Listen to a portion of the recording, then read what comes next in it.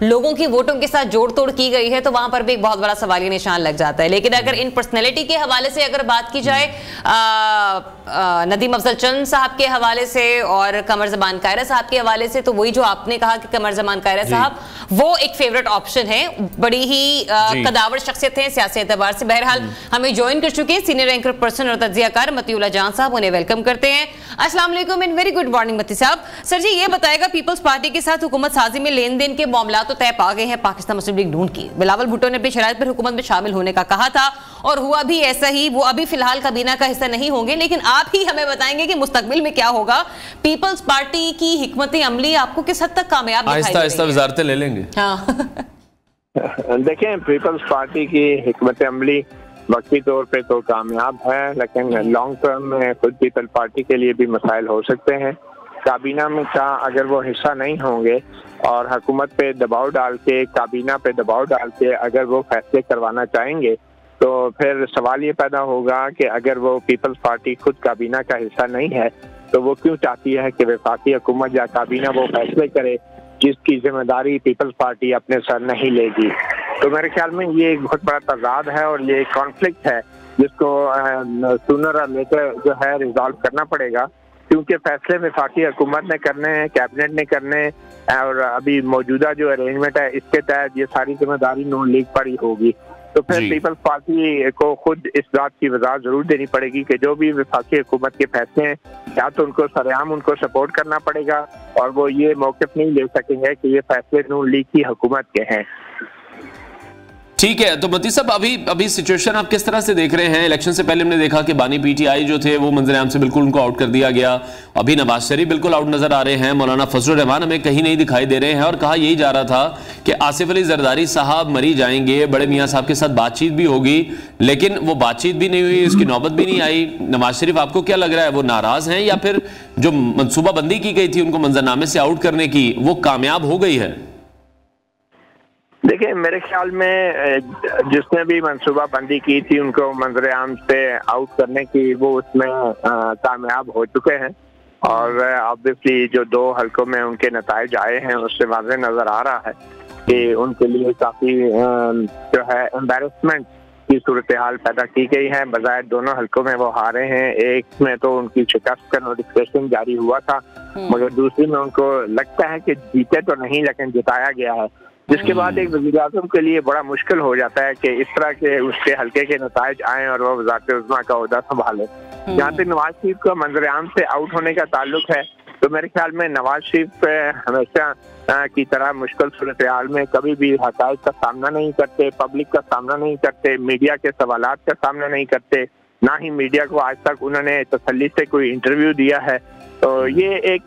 रवायती नवाज शरीफ है और अभी तक उनमें कुछ नहीं बदला और कुछ भी बेहतरी दिखने में नहीं आ रही कि इतना अर्सा वो जेल में भी रहे और लंदन में भी रहे, इसके बावजूद भी अभी तक नवाज शरीफ जो है वो सामने आके खुल के आके बात करने की या तो उनमें हिम्मत नहीं है या वो खुद उसको अवॉइड कर रहे हैं, क्योंकि उनके पास सवालात के जवाब नहीं है। और इसीलिए इन शकूक और शुबाहत को तक़वियत मिलती है कि वो डील करके वापस आए हैं और उनके पास कहने के लिए कुछ नहीं है और बहुत सारे सवालात के जवाब वो देने की पोजीशन में नहीं है। और ऐसी सूरत हाल में लोग भी आहिस्ता आहिस्ता उनको बिल्कुल उसी तरह भूल जाएंगे जिस तरह पहले बहुत से लोगों को, जैसे हमने देखा एमकेएम के बानी जो थे उनके साथ क्या हुआ। तो अगर ये मंजर आम से गायब रहेंगे तो नवाज शरीफ आहिस्ता आहिस्ता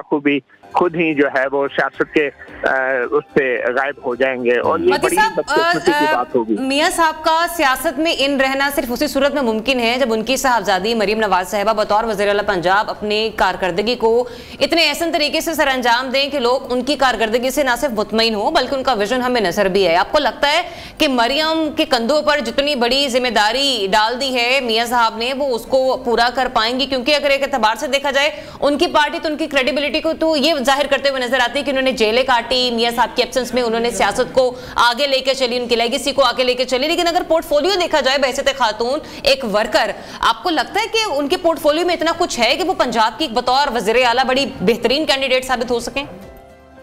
देखिए, नवाज शरीफ जैसा एक शख्स जो कि 3 दफा मुल्क का वज़ीर आज़म रहा है, तो इसकी लेगेसी जो है वो किसी सूबे का वज़ीर आला नहीं बल्कि उसके बाद आने वाले जो उनके भाई हैं शहबाज शरीफ उन्होंने उसकी लेगेसी को लेके आगे चलना है। और मुझे नहीं लगता कि शहबाज शरीफ जो है वो नवाज शरीफ की लेगेसी को लेके आगे चल सकते हैं। मरियम नवाज सुबह पंजाब में जितना भी कर लें, जितने भी सड़कों का पुलों का इफ्तिताह कर लें, मुझे नहीं लगता कि उससे नून लीग का रिवाइवल होने वाला है। और मुझे ये महसूस हो रहा है कि नवाज शरीफ अब सिर्फ और सिर्फ असेंबली नून के रिवाइवल की खातिर जो है वो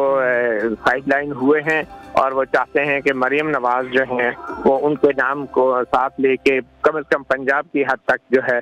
वो अपनी लेगेसी को आगे लेके चले। और ये बड़ी ही गलत सियासी हिकमत अमली है। नवाज शरीफ जो 3 दफा के मुंतखब वज़ीर आज़म हैं पूरे पाकिस्तान में, उनकी जमात होती थी, अब उनकी सारी तवज्जो सिर्फ और सिर्फ पंजाब की तरफ हो गई है। क्योंकि शहबाज शरीफ के जितना भी माजी में जो हमने देखा है वो उनकी वो सलाहियत नहीं है कि वो एक कौमी लीडर के तौर पे उभरे और नून लीग को कौमी सियासी जमात के तौर पे मुतारफ कराएं। ठीक है मती साहब, बिल्कुल आप जिस तरह से आप बात कर रहे हैं, 16 माह की हुकूमत में भी हमने यही देखा कि शहबाज शरीफ IMF से डील की कोशिशों में लगे रहे, जो उनके इंतजामी काम थे उस पर वो तवज्जो नहीं दे सके, जो उनकी वजह शोहरत भी है। तो अभी अब आपको क्या लग रहा है, दोबारा से शहबाज शरीफ ही आ रहे हैं, पाकिस्तान पीपल्स पार्टी उनके साथ होगी, ये हुकूमत या इसको अगर कंपनी का नाम दे तो ये कंपनी डिलीवर करती नजर आ रही है आपको?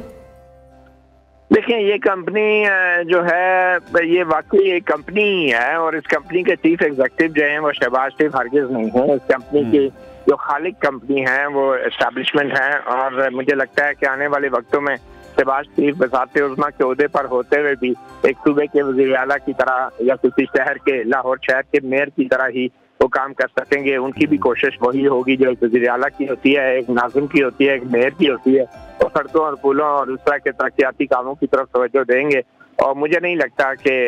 शहबाज शरीफ जो है बतौर वज़ीर आज़म या उनकी जो हुकूमत है वो एक बाख्तियार हुकूमत होगी। तो मेरे ख्याल में शहबाज शरीफ जो है उनकी पब्लिसिटी तो ज़रूर होगी, मगर सियासी तौर पे जो एक लीडर चाहिए होता है किसी भी सियासी निज़ाम के लिए, जमहूरी सिस्टम के लिए, शहबाज शरीफ में वो सलाहियत बिल्कुल नहीं है। और आने वाले वक्तों में सिविलियन बालादस्ती और जमहूरियत और पार्लियामेंट की बालादस्ती जो है महज एक ख्वाब रह जाएगी, बल्कि शायद फिर लोग ख्वाब देखना भी छोड़ दें। तो लेकिन एक सलाहियत पर वो बड़ा फख्र करते हैं मती साहब, और वो ये बड़े फख्र से बताते हैं कि मैं बड़े लंबे अरसे से एस्टेब्लिशमेंट का बंदा हूँ। जी हाँ, ये उनमें और शेख रशीद में ये बहुत बड़ी ममासलत है कि दोनों बड़े फख्र से अपने एस्टेब्लिशमेंट के साथ ताल्लुकात का जिक्र करते हैं। और फख्र से क्या, बल्कि मैं कहूँगा बगैर किसी नदामत और शर्मिंदगी के वो ये काम कर रहे हैं। तो अगर वो ये फख्र से इसी तरह काम करते रहे तो उनका अंजाम भी वही होगा जो हम शेख रशीद का देख रहे हैं। और मैं जैसे पहले कहा कि शहबाज शरीफ जो है वो नून लीग के लिए एक बहुत बड़ा मैं समझता हूँ एक मनफी पैगाम है हमारी सियासत और जमहूरियत के लिए और सिविलियन बालादस्ती की नजरिए के लिए। मरियम नवाज को अब देखना है कि बतौर वजीर आला वो किस हद तक एक कौमी सतह पर अपना सियासी वजूद बरकरार रख पाएंगी और अपनी सियासी जमात का भी। मगर क्योंकि वो एक पंजाब, एक सूबे की वजीर आला होंगी, तो अब देखना यह है कि क्या वो अपने आप को इस काबिल बना सकेंगी कि वो मुस्तकबिल में एक वजीर आजम के तौर पे भी खुद को पेश कर सकें। अच्छा मती साहब, ये बताएगा पाकिस्तान पीपल्स पार्टी की अगर हालात की तरफ हम देखें तो आपको बिलावल का रवैया देखकर क्या लग रहा है कि जिस तरीके से आईनी ओहदों पर भी चले भी इत्तेहाद हुआ है पाकिस्तान मुस्लिम लीग नून के साथ हुकूमत साजी के लिए, ऑफेंड से नजर आ रहे हैं, खामोश ऐसे लग रहे थे कि जैसे कोई काम ऐसा हुआ है जो उनकी पसंद के मुताबिक नहीं हुआ, जिसमें उनकी मर्जी शामिल नहीं थी। दूसरा ये भी मुमकिन तौर पर आपको मुस्तकबिल करीब में ऐसा नजर आ रहा है कि आगे चलकर जो सदर का ऑफिस है वो वज़ीर आज़म के ऑफिस पर थोड़ा सा सबकत ले जाएगा, थोड़ा भारी रहेगा ये ओहदा। जी बिल्कुल, सदर आसिफ अली जरदारी ईवान सदर के पुराने निगहबान हैं, पुराने खिलाड़ी हैं और पहले भी ईवान सदर में बतौर चेयरमैन पाकिस्तान पीपल्स पार्टी उन्होंने अपनी जिम्मेदारियां अंजाम दी हैं। तो अब भी मैं समझता हूं कि ईवान सदर जो है वो शहबाज शरीफ जैसे वजीर आजम से ज्यादा ताकतवर होगा और ज्यादा बाअसर होगा। और मुझे ये लग रहा है कि बिलावल भुट्टो और पीपल्स पार्टी ने जो काबीना का हिस्सा ना बनने का फैसला किया है उसकी वजह यह है कि वो मुस्तकबिल में भी अपने आप को एक मुतबादिल के तौर पे ऑप्शन अपनी बरकरार रखना चाहते हैं। क्योंकि अगर हुकूमत में कोई तब्दीली आती है या हुकूमत गिरती है तो उसमें जो आईनी ओहदों पर बैठे पीपल्स पार्टी की क़यादत होगी उनको कोई फर्क नहीं पड़ेगा और फिर बिलावल भुट्टो खुद को बतौर वज़ीर आज़म अपने आप को पेश कर सकेंगे। अगर वो काबीना का हिस्सा होते तो लोग सवाल करते कि वो पहले खुद भी इस हुकूमत का हिस्सा रहे, अब दोबारा वो कैसे अपने आप को वज़ारत उज़्मा के लिए प्रेजेंट करेंगे। तो मुझे लगता है काबीना का हिस्सा ना बन के बिलावल भुट्टो ने अपने आप को बतौर वज़ीर-ए-आज़म एक ऑप्शन जो है बरकरार रखा है, ताकि लोगों की ये तनकीद ना हो कि पहले ये खुद भी हुकूमत में थे, अब दोबारा कैसे ये इनको वज़ारत उज़्मा का ओहदा दिया जाए। ठीक है। और मती साहब, बलूचिस्तान में जिस तरह से JUIF ने भी अच्छी सीटें ली हैं, लेकिन वहां भी हम देख रहे हैं कि नून लीग और JUIF एक दूसरे के साथ नहीं है। नून लीग और JUIF काफी करीबी इत्तेहादी रहे हैं, लेकिन इलेक्शन के बाद से कुछ दूरियां हैं जो कि शुरू हो गई हैं। फिर नून लीग की सीटों को देखें, वो भी बलूचिस्तान में बढ़ चुकी हैं। तो आपको फिर ऐसा क्यों लग रहा है बलूचिस्तान पीपल्स पार्टी को क्यों दिया जा रहा है? देखिए, ये तो ऑब्वियसली आप एक अंडरस्टैंडिंग है, ये बड़ी ही बदकिस्मती की बात है कि जो बड़ी सियासी जमातें हैं वो बलूचिस्तान को अपना एक सियासी गढ़ के तौर पे नहीं देखती। ये तमाम सियासी जमातें अच्छी तरह समझती हैं कि इवन उनके टिकट पे लोग बलूचिस्तान में जीतते भी हैं जो रवायती तौर पे इलेक्टेबल्स होते हैं या वहाँ के मकामी सरदार होते हैं, तो वो किसी पार्टी के वफादार नहीं होते, वो सिर्फ एक ही पार्टी के वफादार होते हैं जिसका झंडा नहीं होता बल्कि डंडा होता है। और वहाँ बलूचिस्तान में हमेशा से हमने देखा है कभी बाप पार्टी बन जाती है, कभी कौन सी पार्टी, लेकिन जो रवायती पार्टीज हैं, जो मेनस्ट्रीम पार्टीज हैं, नून लीग है या पीपल्स पार्टी, ये आज तक बलूचिस्तान के अवाम के अंदर अपनी जगह नहीं बना सकी। और वहाँ का जो कबायली सिस्टम है और जो सरदार हैं वो अभी भी कंट्रोल करते हैं, बल्कि उनके ऊपर जो सबसे बड़ा कंट्रोलिंग फैक्टर है वो हमारी सिक्योरिटी के इदारे हैं और इस्टेब्लिशमेंट है, जिसकी वजह से नून लीग और पीपल्स पार्टी ने कभी बलूचिस्तान में अपनी एक सियासी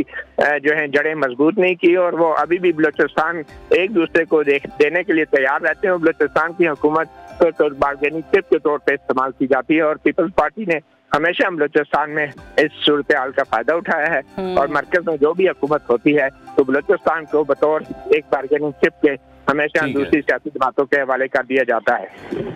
ठीक है। मती साहब, एक